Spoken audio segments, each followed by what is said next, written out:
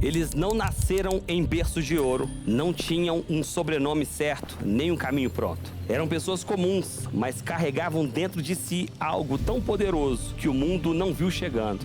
E essa é a série Pessoas Comuns, Destinos Extraordinários.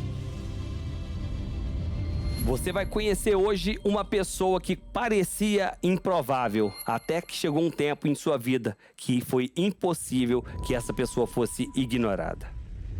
Só que no meio do percurso, eu assim, nessa onda de colégios e tudo, eu conheci a capoeira, me apaixonei. E você sabe que as igrejas naquela época não aceitavam. Era muito tradicional, Era né? muito tradicional e não aceitava essas coisas, né?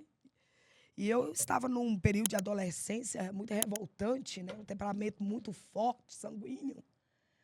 Mas a cidade pequena, um pai muito rígido.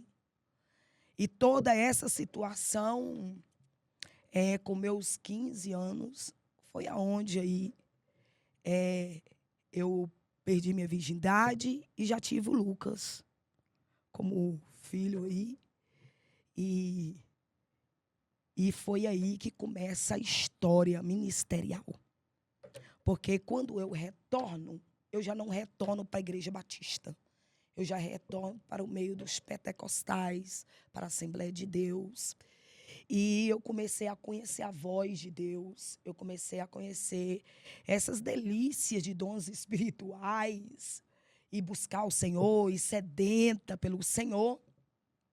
Mas antes disso, de conhecer esse mover todo, eu fui muito impactada em um presente que eu recebi de uma irmã. E ela dizia que Deus ia mudar toda a minha história. E que Deus mandava ela me presentear com um presente na Adonep, no Rio de Janeiro. E eu fui, e quando eu já retornei para uma igreja assembleana. E aí foi quando eu conheci o Eloy. O Eloy era um homem muito diferenciado de tudo aquilo que vocês possam imaginar. Morava no Maceió. Era um velho mais do que profético, muito louco. E me levaram lá. Me levaram na época ali do colo. E eu me lembro que para entrar dentro do lugar, até hoje tem, que chama tabernáculo, chama. E ele fez a igreja, ele demorou 15 anos para fazer aquela igreja.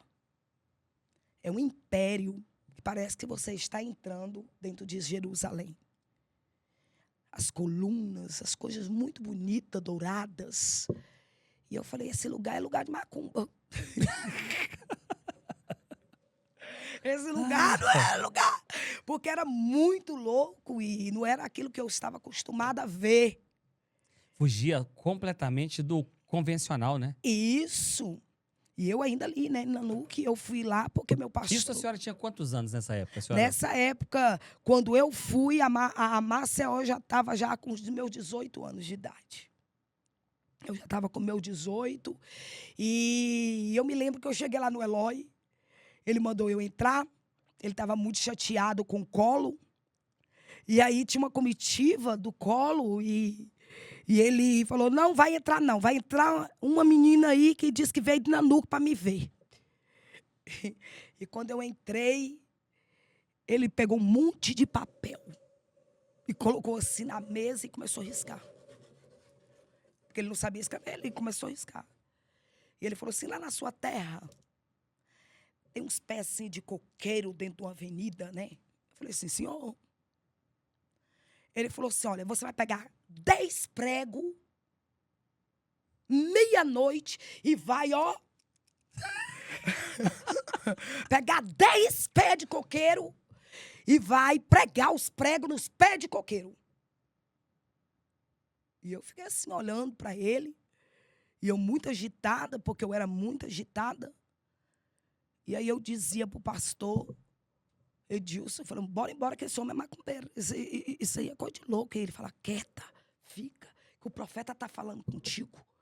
E ele falou, olha, seu destino todinho é em Brasília. Eu falei, Deus me livre. Nem Brasília eu conheço. E é uma cidade muito cara. E ele falou, pois é lá que você vai viajar as nações. Os pássaros de fé já está tudo liberado. As passagens liberadas.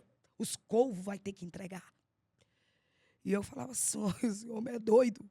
E ele falou, olha, é 10 pregos que você prega. Esses papel aqui que é 10, você vai queimar. E esse aqui você vai carregar na bolsa. Sabe por quê? Porque você ficou grávida, né? Antes do tempo. E estão falando tão mal de você nessa cidade. E aí toda a falação vai tudo para os pregos. Para Deus abrir o caminho. Eu falei, pronto, esse homem é doido. E eu falei, olha, o senhor é macumbeiro. E eu, com licença. E eu já fui me levantando e o pastor atrás de mim. E ele falou, não, vamos fazer o seguinte, hoje eu tenho uma vigília. O Edilson traz ele lá nessa vigília, porque ela está precisando de milagre. Esse povo de lá não está vendo milagre, não. E aí ele falou, olha, a vigília é dentro de um barco, tá? Depois o barco vai dar uma partida e nós vamos ficar no meio do mar. No alto mar. Tá bom. Eu fui. Antunes foi uma das experiências mais surreal da minha vida. O céu estava estrelado naquela madrugada. Estrelado, estrelado, estrelado, estrelado. E até então era normal, uma vigília de manto, de mistério. Coisa linda. Ele falou assim, cadê a menina moreninha que foi hoje, que precisava ver milagre? Ele está vendo aí? Deus manda nas estrelas. Derebas. Ele manda nas estrelas, viu? Ele manda nas estrelas. E por ele mandar nas estrelas, ele vai te mostrar que ele manda nas estrelas. É já. Deu um eclipse. As estrelas desapareceu do céu. Ele falou, Deus, mostra para ela que o Senhor é água, mas o Senhor também é fogo. E quando o Senhor quer, o Senhor faz fogo entrar dentro da água e não apagar o fogo.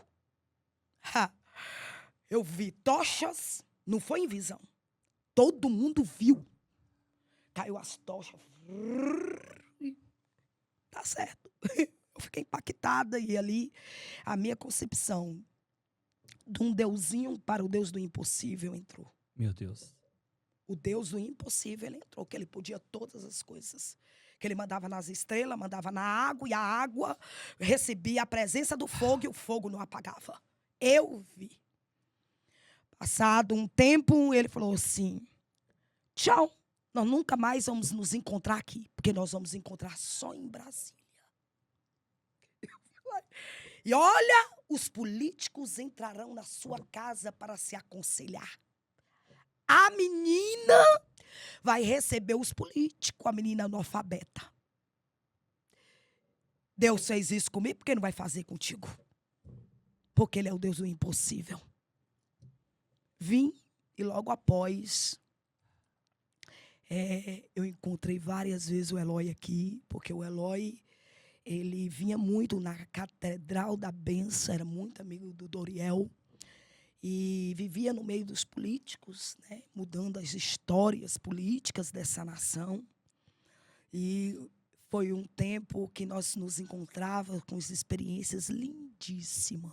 O que eu posso dizer, que Deus, ele levanta ainda o paralítico, dá vista ao cego, faz surdo ouvir e defunto levantar. Com aquela experiência que eu jamais esqueci. Quando Deus deu ordem às estrelas e o mar, para que recebesse fogo, sem ele se apagar, que era a sarça ardente. Então, Eloy foi um dos profetas que marcou a minha história, né?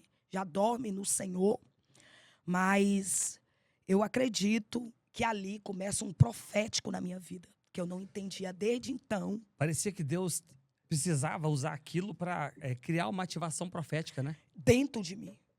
Era como que não era uma transferência. Era um entendimento que ele trabalhava de várias formas.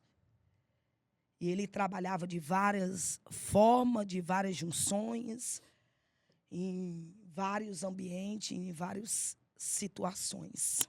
Ali eu aprendi que Deus, ele usa o mestre, ele usa o presbítero, ele usa o evangelista, o pastor, mas que também ele tem um profeta, mas ele também tem um profeta messiânico.